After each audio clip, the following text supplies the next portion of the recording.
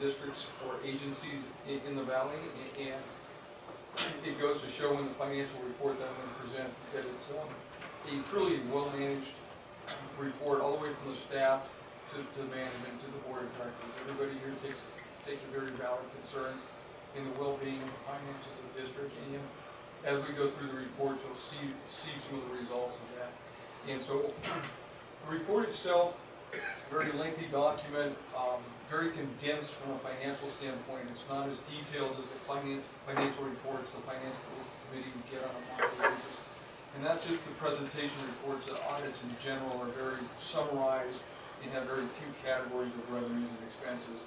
And so what I'd like to do is just kind of go through the highlights, kind of go through the report, talk about it a little bit, and then open up for questions at the end if anybody has any questions. On page 1 and 2 are what's called the auditor's opinion of the audit report. It's what's also known as an unqualified opinion. It means there's no qualifications, no exceptions to the report. It is really what the agency strives for, what we call a clean opinion. So this is the best opinion an audit firm can give on its report, saying that the financial statements are fairly presented in all material aspects, and this is what we strive for in this type of report. Page 3 through 7 of the audit report is what's called the management discussion and analysis, sometimes known as the MDA. In a for-profit company, that would be like a report to shareholders. If you've ever looked at a report, a shareholders' annual report, in the beginning of the report, they always have something from the agency or from the company saying, here's what we see going on. This is the agency's part of the financial statement. This is your chance to put out in front of the public how you want this to be reflected from the public. So that's not part of the audit report as far as the auditors are concerned. That's the agency pages in the report, pages 3 through 7. The real meat of the financial statements are on page 8 to 11. If we look at page 8 of the financial statement, it's the balance sheet for the net equity in the agency at the end of June 30th. This is at the close of business on June 30th. This is the assets and the items that are under the agency control. As you can see, the largest item on there is fixed asset. It's $269 million. Represents 63% of the agency. Fixed assets are the property, the plant, and the equipment. It's really the infrastructure of the agency. That's an appreciated number, $269,000. If we go back into further, $269 million, I'm sorry. If we go back into the report on note 3, we actually have historical costs of $340 million worth of infrastructure in the agency. And that's a historical cost. That's not a replacement cost. That's not a fair market value. So obviously, without a doubt, the agency has a lot of fixed assets or property, plant, and equipment under its control and direction. One of the other larger number on there is on cash and investment, what's known as the liquid assets at $137 million. Represents 32% of the assets of the agency, which in this day and age is really, really doing well, that we have that kind of liquidity in the agency and the ability to meet its current needs and for future needs as far as being very liquid from that standpoint. This means only 5% are due within the next 12 months. So relatively speaking, the district has very little current obligations that are coming due in comparison to its current assets or even its liquid assets, which are its cash and investments. So from a financial standpoint, a lot of measurement is what they call a current ratio, which is current assets to current liabilities. District definitely, or the agency is definitely in a very good financial position when it's looking at those book ratios. We jump over to page 9. We look at the revenues. Large portion of our revenue coming from tax revenues, state water contracts, investment earnings, irrigation sales make up a little bit. 30% of our revenues come directly from water sales, 2.5% from irrigation, 45, almost 46% of our revenues coming from the state water contract. So obviously we're in the business of selling water, so most of our revenue sources are coming from those items.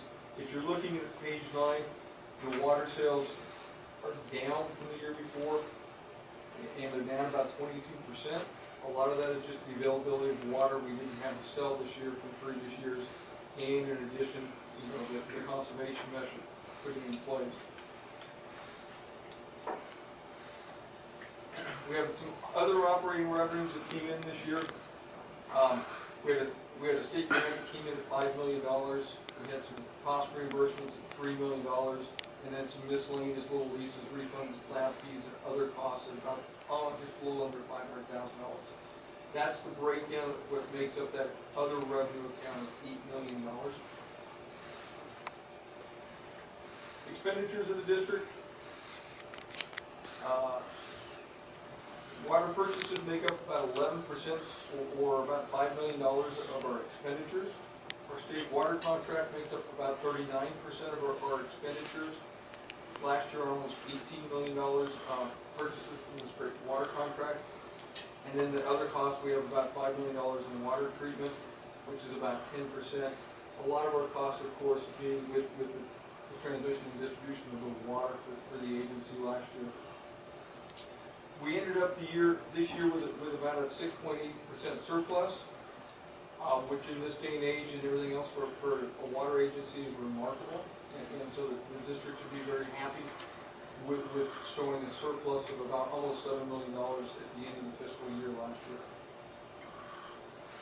The rest of the report, page 10 and 11 is what we call a statement of cash flows. Every 5 years, they have to either rotate audit firms or they're allowed to rotate audit partners within the firm.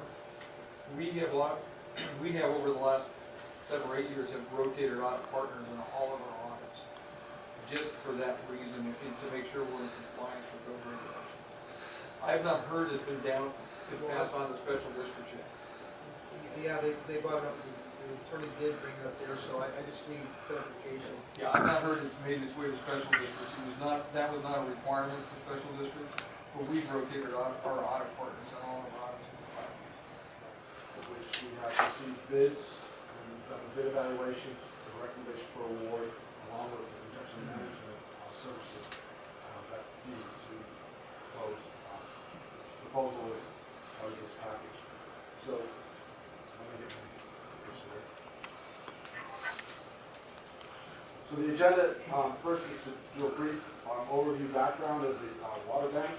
Then to go into, as I said, the well drilling status and change order. And then I'll describe the 3 individual packages that are being performed to construct the overall project. And talk specifically about the site facilities, as the bids were just received last week, and bid evaluation and CMP, and there's recommendations for that as well. So just to show the overall project, this layout shows the east side water bank. It's an 80-acre property. It's located north of East Avenue U in the Little Rock, Parablossom area. This north is to the top. There's a pipeline shown here. On the left, the pipeline is bringing water from the east side, from the east branch, about 4,000 feet down to the project site for recharge. And then the longer pipeline going to the right and back south to the east side. Existing treatment plant, Clearwell, that's a 2-mile pipeline, 20-inch diameter. That's to deliver potable well production water to the east side of Clearwell. The raw water delivery system can also be run in reverse. There's a pump station on site that can pump groundwater back to the east branch. So you can deliver potable water into your system, you can deliver raw water back in dry years, and you're not recharging it back to the east branch. Now, if we take the 80-acre site and turn it on its side and zoom in, that's what you see on this slide. So now north is going to the left, and there's 4 wells that are being drilled. And I enlarged the labels because we're calling them ES for east side. So in the lower left, which is the southwest, is well number 1, and they're just labeled counterclockwise. So the driller was set up to drill wells 1 and 2 first, and then he actually moved to do ES4 as the 3rd well drilled, and then just finished a couple days ago drilling the borehole for ES3. And so I'll talk about each of those wells and how successful we've been and what issues we have. The drilling a Monday.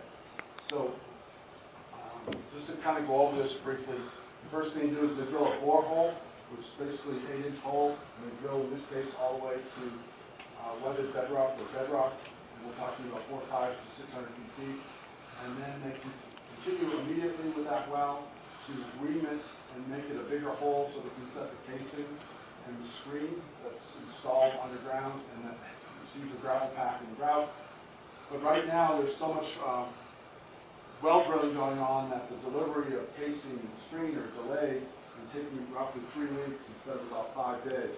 So rather than leave a well rig set up over a hole, they can stabilize the hole by filling it with fine gravel, and then just can move the rig to another hole, set up within a couple days and start drilling again. So it's more efficient, if you will, for them to move, which is what they've done. Which is why we have four holes drilled, but no wells completed as of yet. So the well design for the first well, ES1, was completed, it was approved, and the materials were ordered and they were delivered. So basically they have the casing and the screen to install for well number 1. And the design for numbers 3 and 4 are in process, are being passed back and forth from the driller to us and back with our comments. Number 2, we want to talk a little bit more about, and I'll get into that in a moment. So right now, well number 1 is they've set up at well number 1 and they're ready to ream the hole and install the casing and the screen, gravel pack, and the grout. And that's actually scheduled to start Monday. If you go to the next slide, there's a photograph. And this is at ES1. This is at the southwest corner as opposed to the photo I just showed you at the northeast corner. And these are about almost half a mile apart. It's a half mile long site. This is the second rig that's on site. They brought out a second rig, as some of you are aware, and that will help expedite the completion of these 4 wells. And it's set up right now and ready to go. Last Thursday when I went by, it was being set up. It's ready to go now, but we're just running into the holiday week. So we're actually going to start Monday, the 1st, in reaming out this hole. And on the right side in the photo, you see bags which are full of the mixture of the gravel pack. There's a certain size and sift gradation. And that's what all those guys are for. And that will go between the outside of the casing and the hole, filling it with about 4 inches of gravel pack on all sides. And the bottom of the hole, up several hundred feet, and the top couple hundred feet will be filled with cement throughout to complete the well. So that's what's ready to happen. The screen would typically be just over 300 feet, down to 500 plus feet, depending upon the depth of the individual wells. And with that much screening and this type of aquifer, we're anticipating that it could pump about 1,800 GPM when water levels are, moderate to high, and they'll pump a little bit less as water levels drop. And this was the design for all 4 wells, and that's how they were bid in the specifications. So there's unit prices on a per foot basis for the different drilling, the gravel pack, the screening, etc. And you pay on actual install. So well number 1, rated to weathered bedrock and stop at 500 feet. It's going to have 145 feet of screen. It's going to produce a little bit less probably than 1,800 GPM. We're estimating about 1,500 GPM. Well, jump to the bottom of this, where the successful wells, if you will. 3 and 4 were drilled to 540 feet, 560 feet. They're estimated to the designs we looked at for ES4 with 190 feet of screen, which is the target that we had to begin with. And it looks like ES3 will just be 20 feet shorter, 170 feet of screen. Both of those wells are anticipated to pump to be able to produce 1,800 GPM with design target capacity. ES2 is a little more challenging. That well didn't go as deep, and it also has more weathered bedrock in the aquifer, and I'll show you a schematic of that. So we anticipate if we were to equip that well, complete that well now and then go on to equip it, that it would produce less than the other 3, and it would probably have 90 to 100 feet of screen. 40 feet, number 3, went to about 540 feet, number 4 about 560 feet. And when you look at the detail on 1, 3, and 4, they all tend to bump out at the bottom. So the weathered bedrock is in the bottom portion of the hole. And so we're expecting to get good production on those 3 wells. The well that's in blue there is the one in question. And what happens, just we can't help Mother Nature, but the geology of that location, the resistivity logs bump out much earlier and stay out for the bottom 100 feet. So basically we're in weathered bedrock. and the sieve analysis and the cuttings that were brought to the surface confirm that. So the weathered bedrock could produce substantial amount of water, or it might not. So we want to do a test. So the way to do a test on this, which is kind of an industry practice option that we're exercising, is we're going to put in a 40-foot section, a temporary screen. It's going to be small diameter. You're going to drill out the well to a 17-foot diameter, not the full diameter, but a larger diameter than it currently is. And you're going to set a clay seal. We're going to set this temporary casing screen, and we're going to put in a temporary gravel pack. We're going to seal it after the 40 feet. We're going to do this from 350 to 390. And we're going to put in a big clay plug. And then we're going to pump this for 72 hours at 200 GPM using a submersible pump. And we're going to monitor the level and we're going to monitor the production. If it continues to produce 200 GPM for 72 hours, we're going to complete this well and install a well pump. If it drops off dramatically or doesn't pump that much water, we're going to abandon the well. And so this is the information we need to proceed.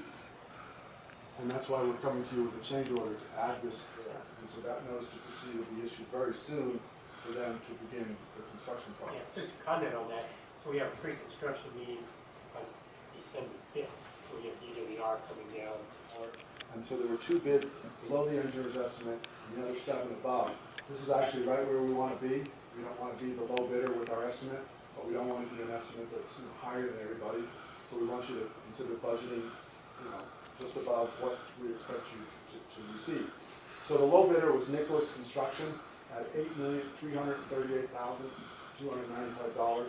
The second low bidder, Bowie, was 1.8% above them, so relatively close. You see at that point a gap of about $1 million, and you have bids at 9.4, 9.6, 9.9 type of bids.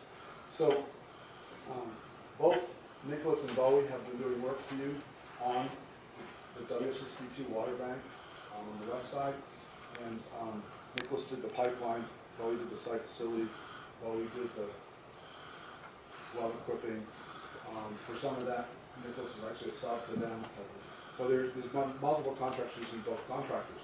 So you're familiar with these contractors, they're familiar with you, what the manual about.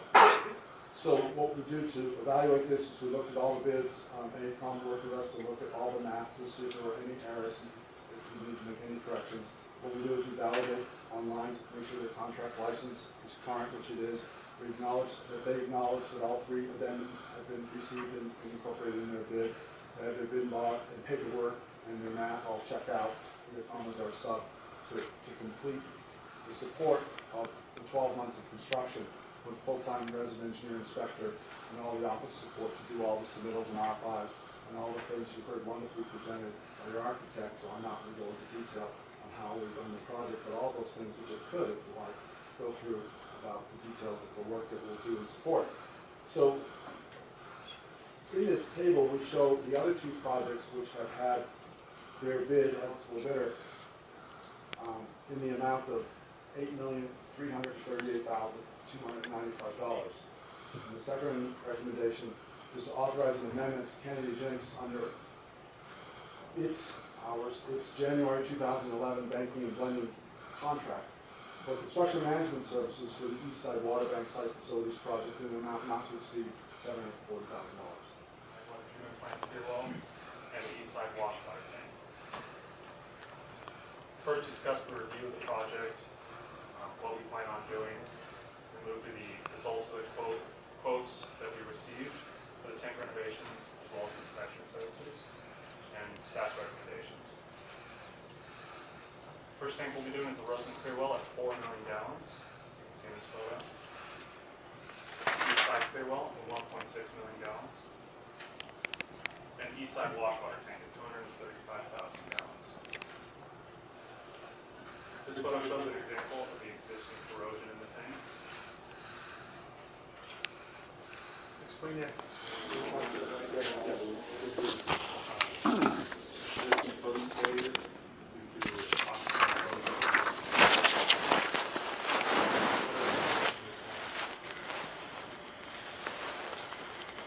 What to be done?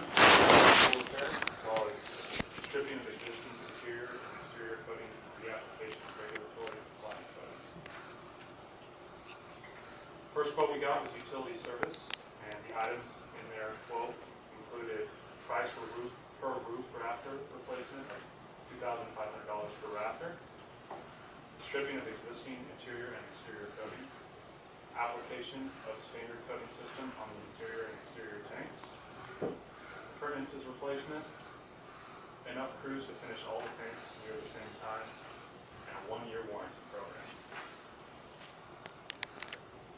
Second price we received was from Superior Tank Solutions, and their items included a price that was not to exceed, stripping of existing interior and exterior coating, application of a premium performance coating system for interior floors and side shelves, as well as a standard coating system on roofs and tank exteriors. All potential structural repair, appurtenances replacement, all potential leak prevention during rehabilitation, cathodic protection removal, enough crews to finish all the tanks at the same time, and a 3-year warranty program. Cost comparison of the two. Utility service came in at $1,513,000, and Superior Tank Solutions came in at $1,420,500.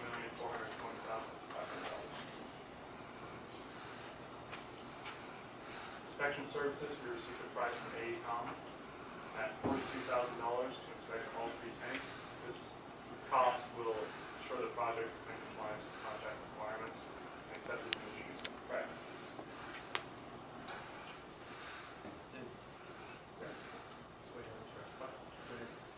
Total cost, including inspection services for utility service, is $1,555,000, and for Superior Tank with inspection services, $1,462,500. Staff's recommendation is approval of $1,462,500 for Superior Tank Solutions and AECOM for the form board. This is a update on our, I don't want to say first annual, but it was basically one we have done water conservation expo. We haven't done that in a while. This was specifically called the landscaping for water conservation expo, and so I'd like to go through some of the different aspects of that. The purposes really was for landscaping first and foremost, and that was for water conservation education. Also to give people an update on the drought. So that was the purpose. The partners we worked with was sponsored primarily by AV State Water Contractors Association, which of course is made up of the 3 different agencies, AVEK, Palmdale Water, and Little Rock. We also partnered with AVEK Association. Other partners that we looked at and considered after the event was the cities. And the city of Lancaster, Palmdale, maybe we coordinate with them to have this event sponsored by them as well to make it a larger event. Other water districts, we had some water districts come in originally, but then they pulled out at the end. Like the water district did not participate. Maybe some of the local schools. When you talk about outreach, you talk about water conservation education. You can incorporate this more of the local schools. As far as promotion, the way we promote it, we had a Time Warner commercial, had AV Press ads, we had billboards in Lancaster, radio advertising, Joyce Media, who does the 3 smaller newspapers, had advertisements. AV Fair put out email notice, which was effective. And we also had Facebook and print. I do have the commercial here, and that's whether or not you want to see that or not. I don't know if you want to take the time to see the commercial. Okay. This is a commercial we did on Time Warner. Go back. Save water and save money. Come to the Landscaping for Water Conservation Expo, Saturday, November 1st from 8:30 to 2 p.m. at the AV Fairgrounds. Admission is free. Hear tips on how to save water through better landscaping and gardening. See demonstrations from exhibitors, including landscape designers, contractors, and architects. Experience the innovation of gray water systems for your home and learn how to save money on your next water bill. The Landscaping for Water Conservation Expo, free at the AV Fairgrounds. Don't miss it. Saturday, November 1st. For more information, go to avfair.com. What they said was the most significant source of guests, or what they found was the most significant source of guests were the billboards in the newspaper. Billboard actually did the best, actually brought in more people. 27% of the guests mentioned the billboard as the reason why they came. Just so you guys know for marketing for yourself too. 25% read the newspaper ad. So those things are very effective. These are old school type ideas, right? And they're very effective still. Can we do it better? Yeah, we can do it better. We talked at our follow-up meeting with the committee. We talked about we needed more advertising earlier. We need direct mailers, more direct mailers, postcards, flyers. We need to coordinate with the smart landscaping that Neil does, the home show events, things of this sort. Coordinate, bring those all together so that we get better advertising. Other things we can do is we can, folks said we should start the event a little later in the day and finish later in the day. Put up more signs to advertise. Need more time to promote. Booth in the top left. We created that especially for the display we created for the event. We had several different vendors there. There's the AVEK booth at the bottom right. We also had that booth. And we had other presentations and great vendors there. Presenters. This is one of the primary focuses of the event, is to have presentations that would allow people to learn about local drought. The local drought update, Matt Knudsen and Mike McNutt from Palmdale Water District gave us a good presentation on that. Seasonal gardening and landscaping ideas, and they'll give that presentation, very good. We did a landscape design idea by Denise Keith. And Denise was very helpful in this project, the whole project. She was very good at giving us some great information, and she did a good job on her presentation. Let's see, we had the net zero home. This is where Tom Freeman comes in. Tom was there, and he gave us a presentation on net zero homes, great water system. And they also did have a booth there too. So they did a great job. How we can improve all of this? We can make shorter messages, and we can repeat them throughout the event. We could announce the events for better speakers and demo timing. People were doing demos the same time Neil was speaking, and maybe that wasn't the best way to do that. So advertise the times of the classes, so that people could better organize their day. Participants that we had, there was a lot of them. We had about 20 exhibitors participated. There's some of those, most of them right there. But we had a very good mix of the types of vendors. Everything from beekeepers to KB Homes, but we had waterworks there. But we also had folks doing lawn care and soil, pictures, just showing some of the different. The thing that most people said was they wanted more of it. They loved what was there, but they want more, because we only had 20 vendors, which in that big of building is pretty small.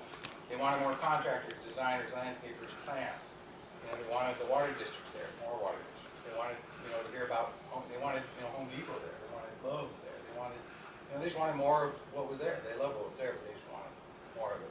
The practical side of it was we had demonstrations, how to make your own compost. A lot of people learned about bees. They didn't know things about bees. There was a bee, AVEK bees was there, and they taught them all about desert bees. Worm casings for soil. We had to kind of give it away that Neil helped with, and that was really great. Flora and fauna, they're blooming normally in a regular season when we have 6-7 inches of rain. So due to lack of that, we're losing the feral bees that are out in the desert. The bees are doing the pollination. So that increases the seeds, increases the flowers, and it helps you in your backyard. Another vendor showed how using organic fertilizer made from worm castings can grow healthy plants in the dry desert. This is the soil that we have here in the Antelope Valley. It's not good for growing much of anything but tumbleweeds and Joshua trees. You're not going to grow good veggies or good fruits with this, but our desert soil amendment is intended to take this, you mix it 1-to-1 with this, and you can till it in, and then you've got a rich planting soil that'll grow all your fruits, all your vegetables, and grow lush, happy plants. This is the first year for the expo, and organizers hope to hold another one next year.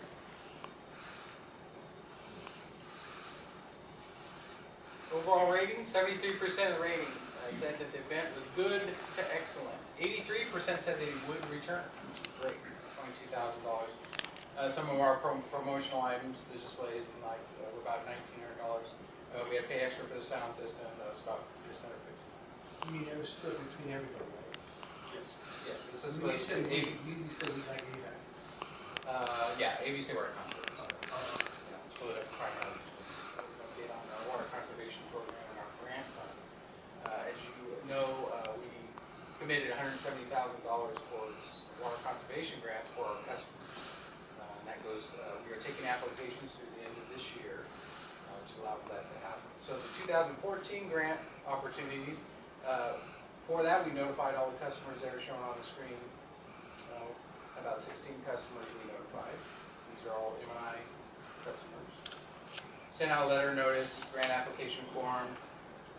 Here's a list of all the folks again who we sent it to, 16 customers there. The ones that are highlighted are those who have shown some interest. We have 3.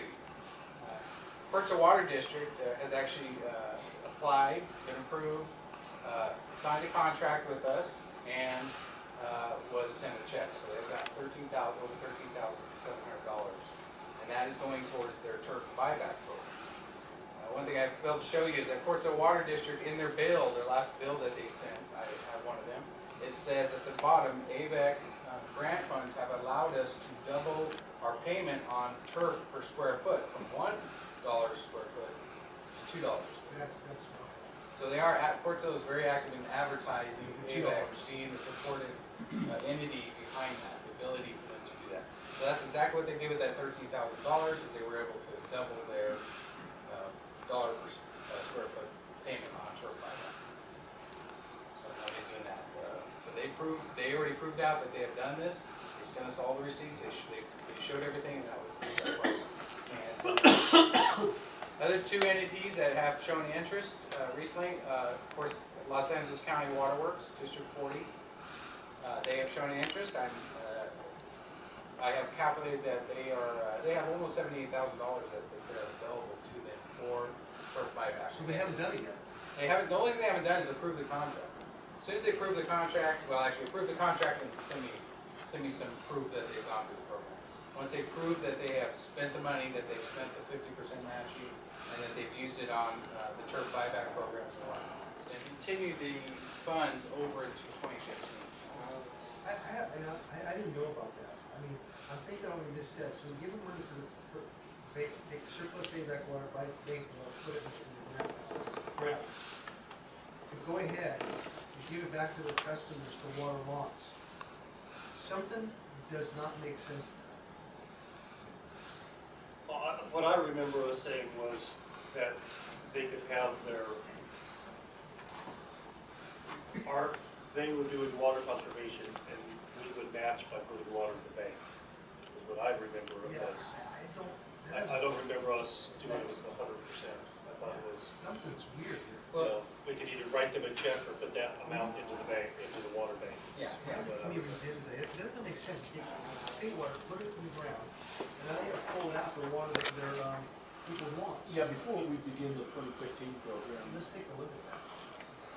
Well, when we did the deadline, and one of them we talked about was, roll it into those ones that were wanting to that were participating, everybody had a chance. The issue, we had several people walk up at the expo, and probably the biggest issue was the matching. Most of these small mutuals just don't have the money to match, and that's a problem. One of them, which I guess wasn't one of our purveyors, but it was a real good idea, and Tom mentioned a little bit, which I thought it was a legitimate one, is if we're talking about water conservation, and yes, it might be for their residents, but some of these companies are spending that much money alone in just fixing leaks in all their pipelines. And if they fixed all their leaks, that would be a big water savings altogether. It may not have been the full intent of water conservation, but at that point, almost all these agencies probably, or mutuals probably could match by fixing major leaks that they have in the pipelines. I agree with you on that, but I have a problem. I'm not managing the districts. I have a problem where I'm sick and tired of hearing people having $30 water bills. When, that's ridiculous. You should be $80 water bills and fix their pipes. I mean, something is... Well, this is the pipes, not on the well, one of them actually was doing the pipes on the property, but most of them were their own pipelines getting to the property. And so the agencies were losing lots of water, basically by never getting to the home. Well, let's consider that for the 2015 program. So That's one of the reasons not to have grass. Getting into the water supply, Oroville is at historical lows. They're actually seeing vortices over the pumping plant inlets, which means it's getting down to where they can't even generate anymore. They're only been generating 20 megawatts, I think, and it's likely they're going to have to stop if something doesn't change seen at Oroville since they built the reservoir. What year was that? Well, let's see, it built in the 60s. So yeah, 77 were really low years, but we're actually at lower levels than the 70s. So it's 42% historical level. I mentioned it's 26% capacity. So San Luis, 37% historical average. NOAA actually says that, and there's a conference last week, they say December is looking like it might be above normal. So, very good news. These are the reservoir conditions. Again, Oroville, very low, 26% capacity, 42% historical average. San Luis is 37%.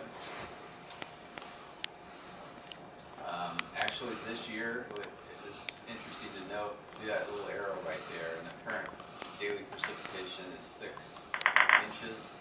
That is, that's more water than we had last year, all the way, almost halfway through February. So last year, we didn't even have this much water in November, December, January, and half of February. So we're definitely above where we were, but we are in a very deep hole. This is the 8 to 14 day outlook. So as I mentioned, NOAA is expecting it to be December to be a little wetter, and so they're looking at above normal precipitation for Northern California, well, most of California.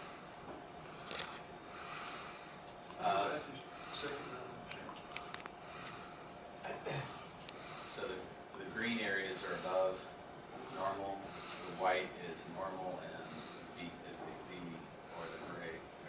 brown. That's well done. Below normal, so B is below normal, brown. But see, California is all above normal. This is just 10 to 14. This is just 8 to 14. Well, they've got a storm, a decent storm. They've had 2 storms up there last week. They were kind of, they were okay. There's supposed to be a pretty decent storm coming in right after Thanksgiving, like Saturday, Sunday, Monday. This looked like it might be a decent producer. And November is not a big month for water supply anyway. December, January, February should be a big month. Again, this is Oroville, down to just really, really low levels. Where do you think that 200,000 acre feet of the ocean is? Yeah, see that where the lines drop in there? That's, and it was for temperature control. They're releasing water to keep the temperature cool for fish hatchery. Why couldn't that release, for fish control in the river, temperature control, why couldn't it be pumped out at Tracy? Some of it has been. Some of it has. In fact, that's what that little blip at the end there, that's San Luis. So what we lost was water there's a little bit of transfer water that's just been going on the last couple of weeks. So yeah, it's not as efficient as you'd like to see it. It isn't like we release it from Oroville and capture it. So we were able to capture it a little bit, and that's in the operations. Before I go on, I'll touch on. I've got a couple items that I bring you up to speed on. Operations, Port Sales at 8 MGD. So these numbers are dropping a little bit as demand drop. Roseman's at 2.5. East side is just 0.6. Palmdale connection is actually off now. We are continuing to pump water into the aqueduct, 7 acre feet a day at 96th Street. And we're continuing to pump at 80th and H, and that number's slipped a little bit. It's 12 MGD, and again, our ag wells are still meeting the north feeder demands. We do have a planned outage, scheduled outage at Fort Sill. Is it next week, John? December 8th through the 15th. And that's an annual scheduled kind of outage. We've already notified customers, and we've got them. And some of our water quality. We did take samples for THMs last week. We should get results. We did take preliminary samples. Don't expect any surprises on THMs. So looking good.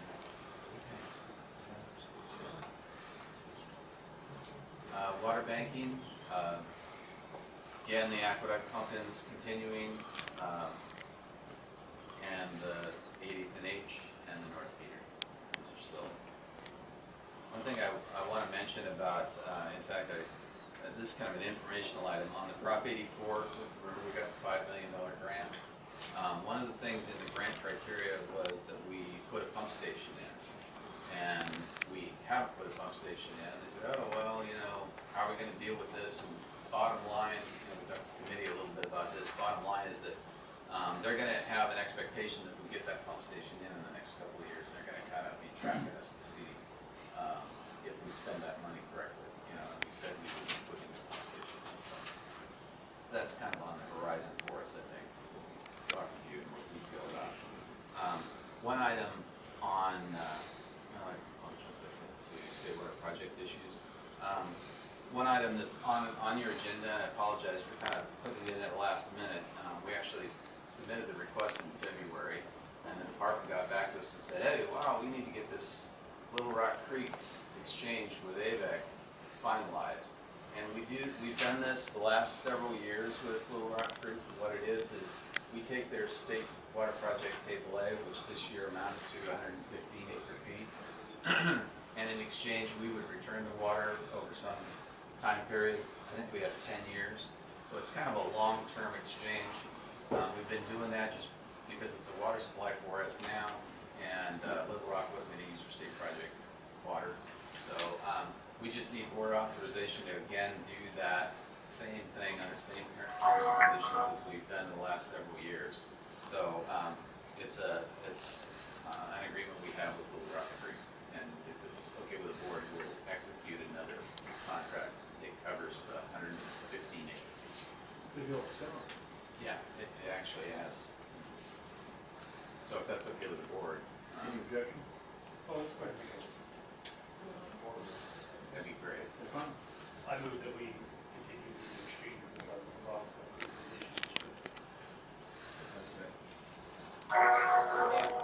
Like a comment. In the future, we would like to do it earlier. This next year, we'd like to do it earlier, 2015. We learned that there is interest by at least some of their staff members in possibly beginning the process to regulate water banks.